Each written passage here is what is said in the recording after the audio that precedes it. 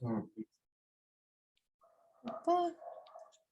Oi, pessoal, tudo bem? Como vocês sabem, meu nome é Rafaela Romano. Hoje a gente vai estar aqui com o Ray falando um pouquinho sobre a questão da mineração, né, que está afetando e chamando a atenção de todo o mercado. Para começar, muito obrigada por receber a gente, falar um pouquinho, né, sobre todo esse caos que anda acontecendo nos últimos tempos, né? Eu gostaria que você se apresentasse e contasse um pouquinho da iniciativa de vocês, como vocês têm atuado, também especificamente com essa questão da mineração, para o pessoal conhecer um pouquinho do trabalho de vocês.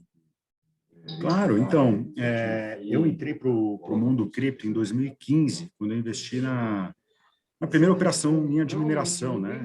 Na época era de uns amigos, e gostei tanto dos retornos, né? Eu vi que era uma coisa realmente, assim, sensacional, e acabei criando o primeiro fundo de Venture Capital para mineração em 2016, a OR Blockchain Investments, né? Depois de 2 anos, a gente tinha mais de 200 investidores já, né? Então, já não tem operações de minerações em mais de 5 países.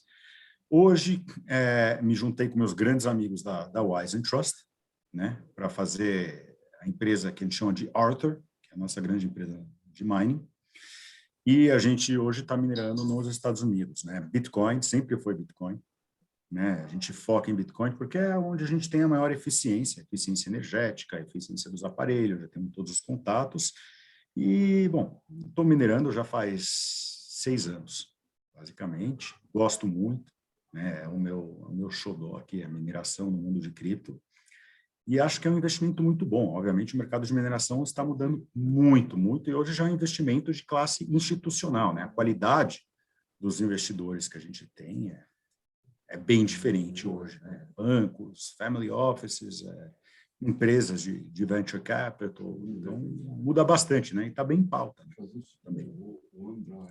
Eu acho que uma coisa interessante, assim, né, que a gente está vendo, na minha perspectiva, o Bitcoin está enfrentando nesse momento, acho que seus 3 piores inimigos, digamos assim, né? Os inimigos no sentido até teórico, digamos, porque a gente tinha essa questão da mineração, que sempre foi falada, né? Então, a centralização da mineração na China como um grande risco para o Bitcoin. A gente tem a questão da energia, que também sempre foi muito falada como um dos grandes calcanhares de Aquiles em relação ao Bitcoin. Eu acho que agora também um pouquinho com a Binance está enfrentando assim um novo demôniozinho, digamos, da centralização, no sentido de que sempre que acontecem notícias ruins com grandes players, o mercado todo é afetado, né? Então eu acho que a gente está ao mesmo tempo enfrentando essas 3 ameaças teóricas, assim, né? E tendo que lidar com elas junto, assim, né? A gente já teve outros momentos em que a China teve um processo de banir também as criptomoedas, né? Mas agora isso ganhou uma escala diferente. Eu queria que você contasse um pouquinho, sendo uma pessoa que já está no mercado há tanto tempo, lidando com a mineração, como vocês veem esse momento em que a gente está vivendo essa questão da China e também com esses outros inimigos do Bitcoin? Então, vamos lá, tá? Você falou de 3 coisas aqui, né? Eu vou começar pelas duas antes e eu vou acabar pela China, tá? As duas, número 1, o negócio da Binance, tá? A Binance não foi banida no Reino Unido, que todo mundo acha. Foi banida de fazer derivativos, que nem ela já é banida de operar derivativos nos Estados Unidos, No em qualquer Brasil outro também, né? país que tem as plataformas de derivativos reguladas, né? Precisa ser bolsa, você precisa ser um Chicago Board of Trade, alguém regulado. Aqui você precisa ser uma BMF, entendeu? Para operar derivativos. Mas a Binance continua, né, vendendo e comprando cripto. A Binance, inclusive, está crescendo muito através do Binance Smart Chain e todo o DeFi que ela está fazendo, né? Então, isso, para mim, é um non-event, não é evento, entendeu? É uma coisa ruim, mas a imprensa adora fazer um grande rodeio com isso, né? E sobre energia, o tendão de Aquiles, se tem energia não é o tendão de Aquiles de Bitcoin, a energia é o lastro e a vantagem do Bitcoin, exatamente pelo contrário. Mais energia a gente usa com mineradores de Bitcoin, mais seguro é a rede. Você entendeu? Então, 80% da energia usada para minerar Bitcoin no mundo hoje em dia é energia renovável. Por quê? Porque os mineradores estão preocupados com o ambiente? Não, porque ela é mais barata. Muito simples, entendeu? Muito simples. Nossa mineradora, a gente hoje em dia é 100% compliant com leis ESG e renovável, a gente até gera crédito de carbono. Porque é barato para a gente fazer, a gente consegue fazer tranquilamente, entendeu? Vamos ao ataque da China, então, né? Esse sim é uma coisa negativa, tá? É a coisa mais negativa que já aconteceu para o Bitcoin desde sua incepção, mas não é tão negativo. Ou seja, 50%, 60% do lastro do Bitcoin sumiu em 2 semanas, né? Do poder do Bitcoin, né? Da segurança do Bitcoin. E o preço não foi afetado muito, tá? Como deveria ser afetado, porque a rede ainda é muito forte. A China acabou de fazer um erro de $1 trilhão, o que a gente chama, segundo Jameson Lopp. Fez um erro muito grande, tá? Vai perder, vai ter muito mais energia sobrando. Os Estados Unidos está abraçando esses mineradores, tá? Vão gerar receita, vão gerar impostos, vai gerar emprego, tá? E, na verdade, o Bitcoin ele não precisa de um país ser amigável ou não amigável para ele. Vai ter minerador onde for. Vai ter minerador aonde for. Entendeu? E essas máquinas serão, sim, reconectadas mais ou menos de 3 a 6 meses, tá? Eu estou estimando, tá? Tá todo mundo com muita pressa de reconectar as máquinas, obviamente, mas você precisa de contrato, você precisa de instalar, você precisa de um lugar novo, você precisa de um contrato de energia eficiente, entendeu? Mas vai voltar, vai voltar. Para nós mineradores que estão minerando, é muito bom isso, porque, obviamente, sobra mais Bitcoin para a gente minerar. Tem menos concorrência. Lá, indo atrás do potezinho de biscoitos, a gente consegue pegar uma parte maior do biscoito. Entendeu? Duas perguntas que na verdade, assim, algumas coisas, né? Eu queria bastante que a gente falasse um pouquinho, assim, sobre essa questão de como vocês têm lidado com essa questão do ECG, que você falou rapidinho, né? Mas eu queria que você explicasse um pouquinho melhor, assim, qual é a fonte que vocês usam, como isso começou, se começou agora, se não começou agora. Esse é um dos pontos que eu queria que a gente falasse. E outras duas coisas, assim, especificamente sobre a questão da mineração nos Estados Unidos, né? Eu queria entender, assim, se a mineração de vocês sempre foi nos Estados Unidos, por que vocês fizeram essa escolha, assim, né? E um dos pontos que eu vejo, assim, eu tenho um pouco a impressão que algumas declarações que a gente publicou, inclusive, no Cointelegraph, né, de alguns mineradores falando sobre alguns problemas de se instalar nos Estados Unidos, né? Um deles, por exemplo, era em relação à taxa que existe, né, dos produtos chineses, assim, então existe um processo de pegar essas máquinas também e fazer essa nova instalação ali, e também essa questão de talvez um super lotar, digamos, os Estados Unidos com esses mineradores, né, assim, alguns foram para o Cazaquistão, a gente está tendo aí uma descentralização, digamos, dessa geografia, assim, né? Mas existem alguns detalhes, assim, e eu queria que você explicasse para a gente um pouco mais de detalhes, assim, como que os Perfeito. mineradores escolhem, digamos assim, a nova casa deles, assim, nesse processo Isso. de migração. Então, a gente sempre faz a piada, né? Vamos minerar no Cazaquistão, eles disseram. Vai ser muito legal no Cazaquistão, eles disseram. Ontem, o Cazaquistão decidiu que vai cobrar um preço a mais na energia para quem está minerando o Bitcoin. Então, eu chamo isso de profit sharing, né? Eles querem dividir o lucro. O Cazaquistão, o governo vai virar sócio, né? Cazaquistão, Sibéria, o pessoal está onde tem energia excedente no mundo, tudo que você precisa fazer é trazer um container de minerar Bitcoin que você está minerando. Essa que é a beleza. Então, você pode usar essa energia excedente que tem no mundo. Essa é a beleza de mineração. Inclusive, eu escrevi ano passado um artigo só sobre isso. Outra coisa, não existe superlotar. Existe um mercado. Então, tem um mercado de energia. Se mais concorrentes, se mais gente está usando energia, o preço da energia sobe e aí não fica mais interessante. Então, a China agora vai superlotar os Estados Unidos. Óbvio, as empresas energéticas dos Estados Unidos estão adorando isso, porque vão cobrar o dobro. Entendeu? A China faz a mesma coisa. O nosso ex-presidente dos Estados Unidos, o Donald Trump, colocou uma taxa de 27,5% sobre as importações da China, certo? O mercado se adaptou. A Bitmain, hoje em dia, ela importa as máquinas através da Malásia, então você não precisa pagar essa taxa. Tá? Então, o mercado se adaptou. O Malásia se importa para o Canadá e manda vir. Entendeu? Você tem, hoje em dia, o mercado é ágil, o mercado precisa produzir, precisa lucrar. Então, o mercado se adaptou, isso não é mais um problema. E quanto à superlotação, não existe isso, porque é questão de mercado. Se você coloca muita máquina, no mercado onde tem energia maior, eles vão aumentar o preço de energia até não ser mais viável. Agora, minerar nos Estados Unidos é muito bom. Eu já minerei na China, por exemplo.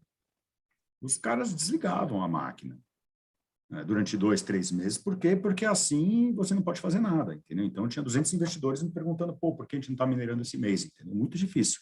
Vocês desligavam nos noites específicas, tipo de baixa da chuva, esse Eles tipo de falam, coisa? desliga a tua subestação, você está pegando muita energia, a gente está Ah, na entendi, época da seca, a energia lá que a gente usa é hidrelétrica, a gente está na época da seca e não tem tanta energia, desliga. entendi. A gente falava, sim, senhor, Partido Comunista Totalitário da China. Sim, Não tem o que fazer. A gente não é. tinha muita escolha. A gente não tinha muita escolha. Por isso que os próprios chineses querem vir minerar nos Estados Unidos, onde tem uma rule of law, a gente chama, né? Uma regra da lei. Então, tem a lei nos Estados Unidos. O governo não pode unilateralmente desligar a tua máquina, mandar você desligar a tua energia.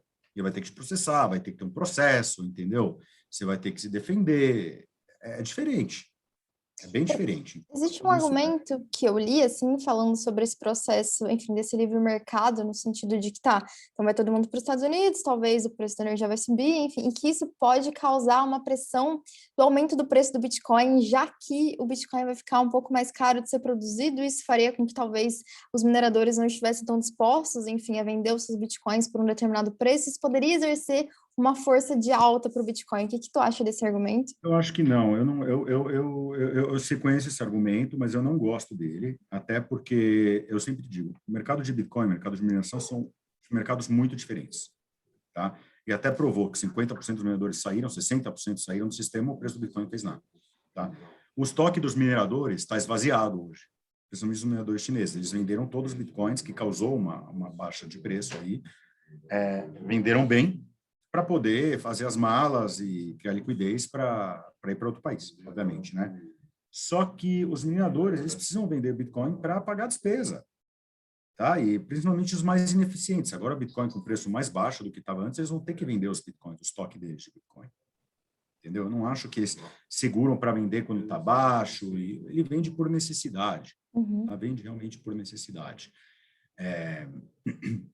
Agora vão ter que, obviamente, venderam tudo porque vão ter que se relocar. Então, a gente tem que estar olhando daqui 3, 4, 5, 6 meses para onde eles vão relocar, né? E isso depende muito do custo energético deles.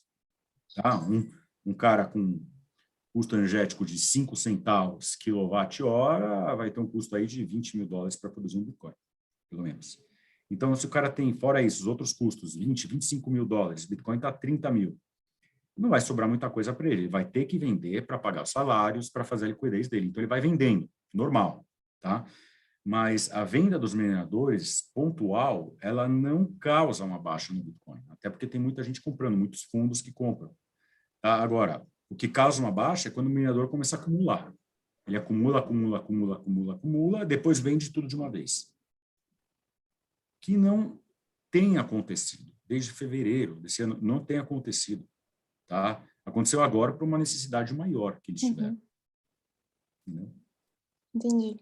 Acho que existem também várias coisas que a gente vai ver com o passar do tempo também, né? Ver exatamente como que essa nova dinâmica talvez vai ser estabelecida de acordo com as novas regras, né? Porque a gente tem uma dinâmica curiosa, né? No próprio Estados Unidos, a gente tem, por exemplo, Nova York adotando uma política um pouco conservador, não conservador, acho que essa não é a palavra, um pouco restritiva em relação aos mineradores, mas a gente tem o Texas, assim, adotando uma postura mais positiva, né? Vai ter uma diferença muito grande em cada um dos países. A gente tem um caso muito louco como o do Irã, por exemplo, em que o próprio governo faz a mineração e ganha com isso, mas proíbe a mineração das pessoas, aí autoriza algumas fazerem, né? Então a gente tem um cenário um pouco esquizofrênico até em determinados países em relação a essa dinâmica da mineração, né? E aí eu até ia perguntar para você, assim, em que local dos Estados Unidos que vocês fazem, tem a operação de vocês? A gente tem em Ohio, a gente tem Georgia, estado da Georgia, a gente tem Pennsylvania, né? São vários estados, a gente faz a mineração, a nossa energia é energia que chama Pocket ou Stranded Gas, tá? E um pouco de Flare Gas, que é o gás metano expelido pelas mineradoras de petróleo, pelas petrolíferas. Então, tem esse subproduto de você tirar o petróleo da terra, que é muito nocivo para o meio ambiente. A gente Uhum. pega e gera energia dele, queima ele para fora. Bem Então, a gente está interessante. melhorando o meio ambiente quando a gente faz isso, né? A gente constrói uns containers com rodas, transformadores, que a gente manda para lá e acaba pegando energia de lá mesmo, entendeu? Entendi. Isso é uma E coisa... aí isso é muito barato para a gente, é um Uhum. custo muito barato. Então, nossa base de custo é muito melhor que todos os mineradores que tem nos Estados Unidos. O Texas, por exemplo, você falou do Texas, você falou dos países, você falou do Irã. Olha, o mundo é capitalista. Então, para onde der dinheiro, eles vão, os mineradores vão. E o Estado, quando o Estado conseguir pegar dinheiro dos mineradores, ele vai pegar. Principalmente o Estado onde as pessoas têm menos liberdades, que nem o Irã, que nem a Venezuela. Muita gente foi para a Venezuela minerar. É muito barato minerar na Venezuela. Só que o governo confiscou a máquina, prendeu os caras e está minerando para eles mesmos, entendeu? Sim. Então, você tem essa questão de, tem dinheiro sendo feito aqui, qual que é o Estado que vai te dar liberdade para você fazer esse dinheiro sozinho e em paz, e qual que é o Estado que vai querer um pedaço para te deixar aqui, e qual que é o Estado que vai te proibir porque está em conflito de interesse com eles. Então, entendeu? Não é nada bom ou ruim, é o jeito que é. Uhum. Os mineradores têm que ser muito, muito flexíveis. Em relação aos governos, eu até gostaria de perguntar assim, um pouco sobre a sua opinião em relação ao El Salvador, né, e a própria mineração que eles estão anunciando lá, que deu uma super, enfim, uma super questão. E também a gente teve um deputado agora no Paraguai, né, falando que estava olhando para Itaipu para pensar nessa questão da mineração. Eu queria que você falasse um pouquinho da sua perspectiva específica de El Salvador, do que está acontecendo lá, e também um pouquinho sobre o que você acha do potencial da mineração na América Latina, assim, no Brasil, qual é essa perspectiva, um Uhum, pouquinho sobre olhando uhum. para nossa terra-mãe, digamos assim, nossa terra Nossa nativa, né? terra-mãe, essa pergunta vem muito aqui para mim, né? Eu vou começar por ela, então. No Brasil é impossível. A gente tem a energia mais cara do mundo, até pelo sistema tributário, tá? O maior é imposto. Então, só pela energia já não dá. Mas eu tenho uma energia que eu produzo aqui fora da rede, não sei o quê. Puta, legal. Vamos minerar com energia fora da rede? Vamos, tá bom. Vamos trazer as máquinas? Beleza. Vou pagar 2 vezes a 2,5 vezes o preço da máquina. O retorno do meu investimento vai ocorrer 2 vezes mais. Se demorar 1 ano para eu pegar um retorno do meu investimento, aqui minerando no Brasil vai demorar de 2 a 3. E mais energia, e mais o custo de oportunidade que eu tenho de vender essa energia para alguém. Então, minerar no Brasil, esquece. Não dá. O Paraguai, a usina de Itaipu já abastece muitas mineradoras de Bitcoin. Não sei se o deputado sabe ou não. Tem muita mineração de Bitcoin no Paraguai, né? Que tem um custo de energia ok, né? Mas é muito problema com a mão de obra, com instalação no Paraguai, tem muitos outros problemas com segurança, tá? Vamos para El Salvador. O PIB de El Salvador é 27 bilhões de dólares, tá? É metade de uma Dogecoin, vamos dizer. Tá? Ele não vai fazer ondas no mercado de Uhum. Bitcoin, muito menos no mercado de mineração. Eles têm os vulcões lá, que é legal, e faz energia termoelétrica, legal. Tecnicamente, não vai afetar nada, como não afetou nada, mas fundamentalmente é muito importante, porque fundamentalmente é o primeiro país abrindo a porteira aí, né, para ter o Bitcoin como legal tender, como moeda aceita e forçada, talvez. Entendeu? Isso é muito importante para nós que somos, né, que trabalhamos com Bitcoin, que somos grandes fãs do Bitcoin, que acreditamos no Bitcoin. Para mim, Bitcoin é uma proposta de vida. Né? E olha que eu venho do mercado financeiro. Né? Então, é muito positivo, num ponto de vista fundamental. Num ponto de vista, talvez a gente vai ganhar 2 milhões a mais de usuários de Bitcoin, se o presidente for dar Bitcoin para todos os adultos, que são 2 milhões. Mas a população inteira é 6 milhões, é um terço de São Paulo. Não vai afetar muita coisa, mas tomara que cause, vamos dizer, eu vou chamar de uma primavera cripto na América Latina. Quantos... pode escreve e me cota nessa. Essa foi uma boa. Achei ótimo, eu também gostei também. Primavera cripto da América Latina. Né? Tomara. Né? Então, realmente, o presidente, um grande banqueiro, o maior banqueiro do México, falou também que gosta muito de Bitcoin, Salinas, né? E que quer aceitar Bitcoin, falar, obviamente, né? O regulador pegou e falou, não, hoje em dia a gente não aceita, os bancos não podem aceitar. Claro que os bancos não podem aceitar, mas ele está trabalhando para fazer. Uhum. Isso, entendeu? E outros países menores já estão começando a falar de Bitcoin, né? Entendeu? Por quê?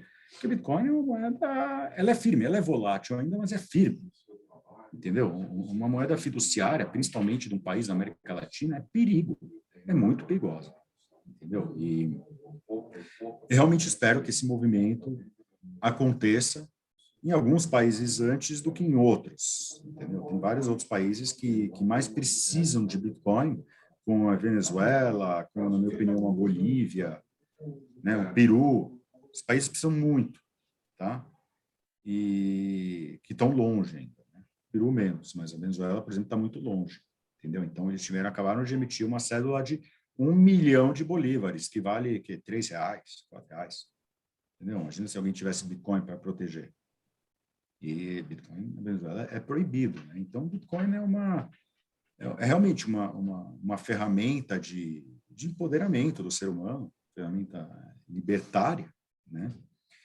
E, e o minerador, não necessariamente, Rafa, ele tem essa pegada. Eu tenho, tá? Mas o minerador não necessariamente tem essa pegada. O minerador, ele não, às vezes nem sabe do mercado de Bitcoin. Ele falou, eu tô produzindo máquina e doando poder computacional para uma rede que me recompensa. Mineração é uma coisa extremamente egoísta, Uhum. tá? Ganancioso. Acho que a gente está vendo isso bastante na mineração do Ether, inclusive, né? Que só Exatamente, os mas mineradores do exatamente, Ether ganham e todo mundo se ferra com as taxas. exatamente. E é necessário que seja egoísta e ganancioso, porque a natureza humana, ela é egoísta e Uhum. gananciosa. Então, a natureza humana quer lucrar. E lucrando, você está produzindo, você é uma indústria de segurança, você é uma indústria entendeu? É muito bom que as pessoas produzam isso, entendeu? Porque se não fosse uma coisa gananciosa, é difícil de acontecer. Por isso que tem tanto minerador, por isso que tem tanto hash rate, tanto investimento em mineração, porque no final, a mineração é um produto de cash flow em dólar mesmo. Sem Bitcoin, mas você pode vender seus Bitcoins no final do dia.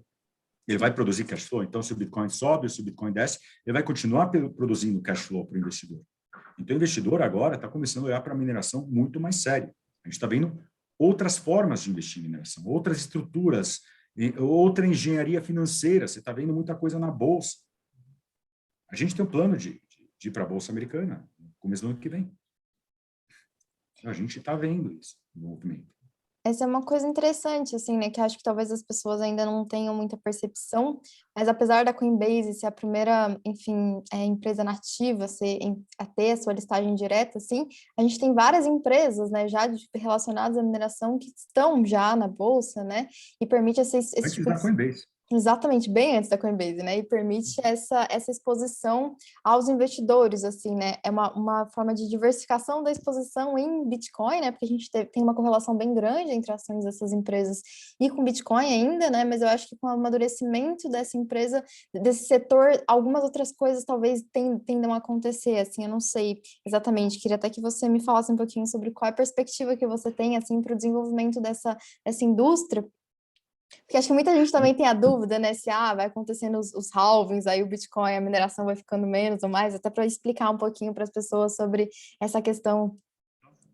Então, são duas questões aí que você falou diferentes, né? Eu, Uhum, como sou formado economista, né? Eu sempre olho para a economia global. Então, a economia global está passando por uma época de muita liquidez. As pessoas estão com muito dinheiro na mão. Governos estão dando mais dinheiro, seja por causa da pandemia, seja por causa de interesses políticos, do que for. Então, as pessoas estão com muito dinheiro na mão, tá? E isso que causou no mercado? O mercado não tem mais onde investir. A bolsa subiu muito, está todo mundo com medo de investir na bolsa. O mercado imobiliário subiu muito, os juros estão muito baixos, né? Hoje eu coloquei no meu Twitter que o Fed está recomprando muita dívida rápida para os juros não ficarem negativos nos Estados Unidos. Estão quase negativos, estão muito baixos, então você não consegue mais investir em juros. Então você está procurando em outras coisas, ativos alternativos para investir. E a mineração é muito bom por isso, porque a mineração está gerando caixa dia após dia. É muito fácil você precificar quanto vale uma empresa de mineração, porque ela gera caixa. E empresas que geram caixa são ouro quando você lista na bolsa. Você consegue um múltiplo de 5 vezes na hora, entendeu? Então, é ouro isso. para quem Isso está esse é um investindo. aspecto bem interessante, assim, né? Porque a gente tem grande parte dessas empresas, sei lá, Uber, WeWork, que tem, né? Sim, que não gera absolutamente nada, que tem, enfim, tem uma base gigantesca de usuários, mas gerar mesmo e conseguir algum número Gera positivo é lucro, nunca, nunca gerou nunca. lucro. Exatamente. Então é uma Uber, diferença muito WeWork, grande. Airbnb, Spotify, você tem todas as empresas não geram lucro. O pessoal só vai no cash burn, no valuation, quanto é valuation, é um jogo dos VCs ganham e todo mundo perde. Uhum. Né? Na mineração é diferente. Né? Você pode pegar os mesmos investidores dessas empresas para investir em mineração e vão ter um retorno muito melhor, porque a mineração, queira ou não, ela é rentável quando a empresa está lá. Ela é muito rentável com o mercado atual. Então, é uma aposta muito boa investir em mineração para o mercado. E é isso exatamente, os mineradores sabem disso, estão fazendo uma engenharia financeira exatamente para poder ter essa captação através da bolsa, que é uma captação muito barata. Uhum. E é a melhor captação que tem. Entendeu? Agora, você mencionou outro aspecto sobre o block halving e tal. O block halving, obviamente, ele, no primeiro momento, ele reduz a receita dos mineradores pela metade a cada 4 anos. Só que você tem os mineradores mais ineficientes que saem do mercado, né? E os outros pegam a maior parte do biscoito. Isso número um, né? O block halving também ele causa escassez do Bitcoin, o preço do Bitcoin vai subir para compensar para isso. Então, você precisa ser sempre eficiente. E, além disso, essa receita, só a receita do Block Rewards, da recompensa do bloco, dos novos bitcoins que vão ser emitidos. Nós, mineradores, temos 2 receitas. Tem essa recompensa e tem as outras que são os FIIs de transação, as taxas de transação. Vão para os mineradores. Então, essas taxas de transação, mais e mais, estão maiores em função do número de transações que tem no Bitcoin, que está cada vez maior. Então, o minerador, ele ganha quando a base de usuários aumenta do Bitcoin. Quando as carteiras únicas no Bitcoin aumenta. Hoje, você tem os mesmos usuários no blockchain do Bitcoin que você tinha de internet em 1997. Então, a base de usuários é bem grande. E todos os usuários pagando taxa de transação, e os mineradores ganham com isso. Então, o block halving não é uma coisa para se preocupar. O Satoshi, quando ele criou o Bitcoin, ele criou o block halving para exatamente os mineradores só sobreviverem de taxas. É que eu acho que essa é uma dúvida que muita gente tem, uma visão até um pouco apocalíptica, né? Achando que porque quando tem o Hive, a gente publicou uma coisa bem interessante até no começo do ano, assim, que eu gostei muito de ter enfim, ter publicado esse artigo, que era assim, né, que nunca o Bitcoin tinha dado tanta recompensa em dólar para os mineradores, né? Então, assim, a gente tem essa diminuição, mas o preço consegue compensar e a tendência é que continue compensando, né? Então, é uma engenharia muito maravilhosa realmente que o Satoshi fez e que dia após dia ele continua, né? Ele continua passando de uma forma muito robusta para esses testes de estresse, digamos assim, que poderia passar o protocolo, né? Então isso é bem interessante. Eu tenho uma pergunta assim que é uma pergunta até bem pessoal, assim, né? Essa semana não, essa semana passada, né, a gente teve a Byteman anunciando, né, que ela ia suspender a venda dela, né, das máquinas, assim, por conta do que estava acontecendo.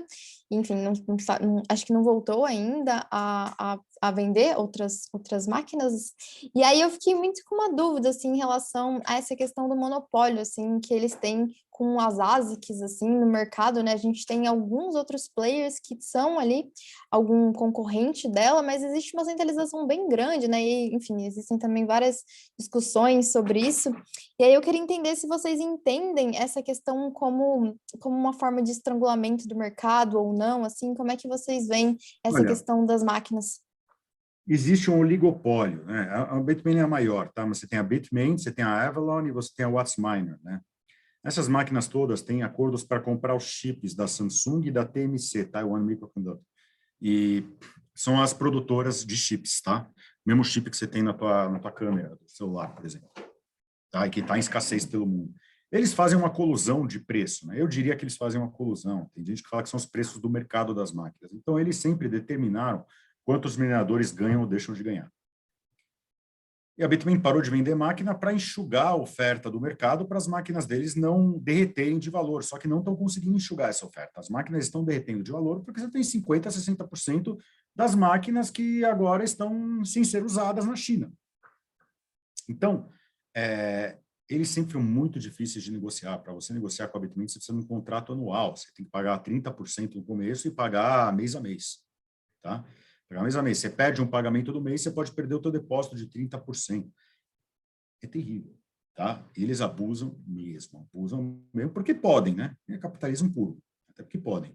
Então, agora, eles estão tentando enxugar, falar, não, vou cruzar o braço, não vou produzir máquina aqui para manter o preço da minha máquina alto. Eles tentam fazer isso. Por enquanto, eu estou vendo muita máquina barata aqui no mercado para comprar. Ainda está chegando. Não estou vendo esse efeito deles ainda acontecer.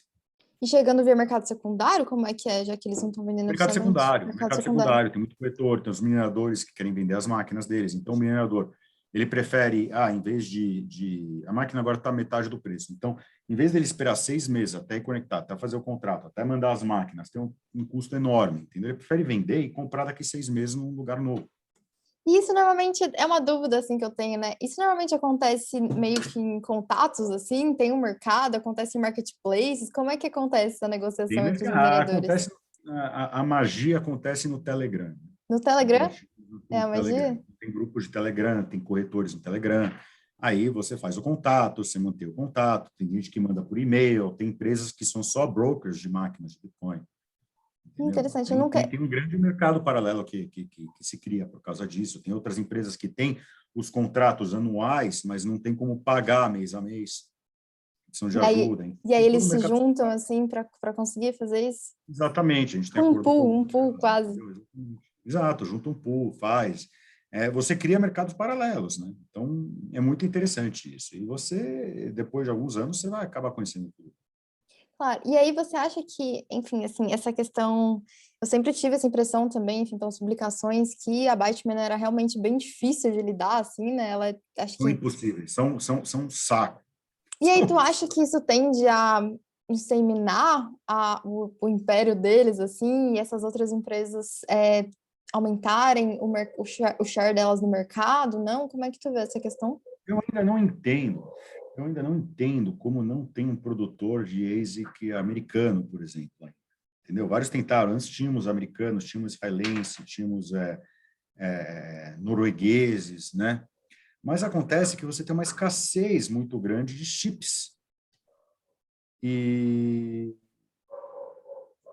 Eu acho que eles têm um contrato para comprar os chips, então... no final a gente esbarra com questões de política entre países mesmo, né? A gente está falando sobre os países que conseguem produzir determinados itens e quais não, né? Eu acho que em muitos momentos, assim, Bitcoin chega um momento em que ele esbarra em questões de política internacional mesmo e que são muito maiores do que o próprio setor, mas que talvez o setor, enfim, ali vai precisar ter que lidar com isso, né? Porque a gente tem uma questão de países que conseguem produzir coisas, países que não conseguem, e aí os empreendedores desses países têm também, acho que, um potencial limitado de atuação, né? Porque eles podem querer, enfim, ter todo o desdobramento deles, mas não depende só deles conseguirem fazer essas coisas, eu acho, né? Não depende deles, mas eles fazem acordos com a própria Bitmain, vem minerar aqui, entendeu? Então, a Bitmain sempre falou assim, eu vendo máquina ao preço que eu quiser e as condições que eu quiser. Agora, aconteceu esse negócio na China, eles tiveram que calçar a sandália da humildade, né? Vamos dizer. Aí eles estão achando lugares para os clientes deles colocar as máquinas, entendeu? Estão sendo proativos isso, estão listando, estão dando uma listagem e custo de energia, etc. Então, entendeu? Bom, você já falou que para os brasileiros é impossível minerar, e aí eu queria que você dissesse qual é a forma, então, que os bitcoins podem estar expostos aos benefícios da mineração? Bom, invistam em mineradoras. Vocês permitem investimento em varejo, só Sim. investimento institucional? Como é que Não, funciona? a gente ainda não tem um produto para varejo, tá? Eu estou pensando em criar um produto para varejo, inclusive estamos em contato já com duas grandes instituições financeiras conhecidas e para fazer uns fundos de mineração, mas mesmo assim não vai ser fundo de varejo, tá? Mas Mas eu estou instituições não querendo do criar Brasil, dos Estados Unidos. brasileiras. Brasileiras, Criar legal. um fundo brasileiro para a mineração de Bitcoin, né? Mas para investidores qualificados ou profissionais. Entendeu? Por quê? Por que não é um investimento de varejo? Para você investir no varejo, você vai acabar pagando o dobro do preço. Por quê? Porque você não consegue comprar máquinas se você não tiver pelo menos uma compra de, $1 milhão. Comprar bem, né? $500 mil, $1 milhão. E aí você tem que botar muita gente junto, fazer, distribuir para muita gente. Isso acaba aumentando o custo da empresa. Então, o custo que o varejo pagaria seria muito, muito grande para minerar. Provavelmente pagaria o dobro, ou 3 vezes no hash rate. Tem esses cloud mining, né? Você minera pela internet, é um roubo, você nunca vai recuperar seu dinheiro assim. Entendeu? Então, a gente precisa se ater a tickets de investimentos maiores. Acho que um dia, talvez, a mineração chegue para o varejo. Ainda hoje, não. Opa, desculpa, tá deixando eu mutar, tem um cachorro meio doido aqui do lado. Bom, para terminar, queria que você falasse um pouquinho assim, sobre qual é a sua perspectiva, e não só para a mineração, mas para o setor como um todo, como é que você está vendo esse momento nosso de queda, cai mais? A pergunta, né? Vai cair mais? Não vai? Não é essa a pergunta que eu quero fazer, é só Todo sobre dia eu qual... respondo. Sobre qual você responde ainda, eu não consigo responder mais, eu só deixo lá, mas eu queria que você falasse um pouquinho sobre qual é a sua perspectiva para o setor cripto de curto prazo e de longo prazo. Então, o investidor de criptos, principalmente o investidor brasileiro de cripto, né, ele é uma figura, né, porque ele compra na alta e vende na baixa. Ele faz o contrário. Então, quando ele cai, todo mundo pergunta, será que vai cair mais? E quando sobe, fala, putz, não subiu demais? Entendeu? Ele é um investidor chato. É um investidor que quer tudo de graça na mão e lucro rápido. Agora, o que eu falo? Para você lucrar, você tem que arriscar. Quando cai, você compra. E quando sobe, você vende. Até parece muito lógico eu falando, mas as pessoas fazem exatamente ao contrário. Então, agora é hora de comprar. Agora é hora de comprar. O Bitcoin está em mercados institucionais, a alavancagem do mercado reduziu bastante, isso quer dizer que o mercado está pronto para subir. Tá? Temos hoje 480 bilhões de dólares que estão disponíveis para a compra de criptomoedas só na Alemanha, a partir de hoje. Tá? Então, temos muita coisa boa no mercado. Temos fundos de venture capital batendo recordes de captação. Né? Temos, aqui no próprio Brasil, temos a nossa Mercado Bitcoin, que acabou de captar $200 milhões do SoftBank. São todos indicadores. São todos indicadores. O que vocês estão esperando? Está tudo aqui. Informação está fácil. Isso aqui é uma compra fácil. Mas vai descer de 30 mil para 20 mil. E daí? Pensa no longo termo. Todo investimento é longo termo. E no longo termo, eu acredito, por exemplo, até no curto, esse ano a gente ainda está num bull market. A gente está ainda positivo esse ano. Bem positivo esse ano. Aliás, a gente bateu todos os outros ativos, mesmo com a descida de 50%. E ninguém vê isso. O pessoal só vê muito curto. Então, psicologicamente, escutem de mim, um trader de 20 anos de trading, psicologicamente, não deixe o medo ou a ganância pegar o melhor de você. Não fique ansiosa. Né? Compre na baixa. Compre, acredite e segure. E não fique olhando todo dia, porque as notícias boas estão aí. Exatamente. Essa notícia a gente até publicou hoje, assim, que o Bitcoin tinha batido todos os investimentos do Brasil, realmente, mesmo com toda a queda, né? Então, tu fala, isso é o mercado de baixo do Bitcoin? Meu Deus! A gente bater todos os investimentos? Realmente é bem curioso, assim, mas é isso, né? Realmente o pessoal fica muito doido na alta, assim, e aí quando começa a cair, o desespero bate, principalmente porque não tem gestão de risco, né? Eu acho. E aí baixa o desespero, fala, preciso guardar aqui pelo menos um pouco, e aí tudo acontece, né? Exato. Bom, se você quiser dar alguma declaração final, como o pessoal pode conhecer um pouquinho mais da empresa de vocês também? Então, a nossa empresa chama Wise and Trust. Hoje, nosso projeto de mineração chama Arthur, que é uma subempresa que a gente criou, a Arthur. Posso perguntar de onde veio o nome?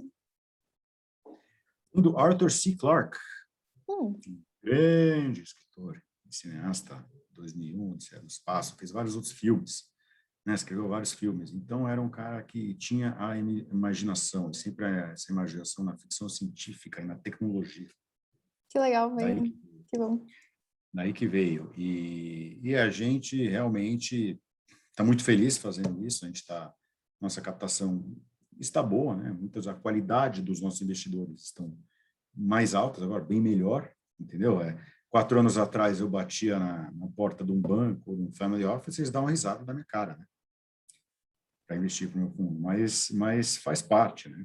Hoje em dia está todo mundo olhando. Esse é a hora de investir em cripto, seja em mineração, seja em Bitcoin, seja em DeFi. É a hora. Tem muita construção no mercado, muita coisa interessante, muita coisa nova. Então, é um mercado muito bom para se investir. E é um mercado que, quando a gente tiver uma grande inflação global, que eu acho que está chegando, o Bitcoin é o que mais vai segurar. Então, vão sem medo. Perfeito, muito obrigada pela conversa, assim, tinha várias dúvidas pessoais, inclusive eu sempre gosto das entrevistas do Cointelegraph, que eu aproveito para tirar as minhas próprias dúvidas também, enquanto a gente atualiza todo mundo, né? Só perguntar, não quiser. Perfeito. Bom, o Cointelegraph também está de porta abertas para vocês, quando vocês quiserem também voltar à nossa casa, assim, a gente está disponível. Muito obrigada pela conversa, espero que a gente se encontre em breve. Obrigado a você, Rafa, foi um grande prazer. Até mais, beijos. Tchau, tchau, um beijo.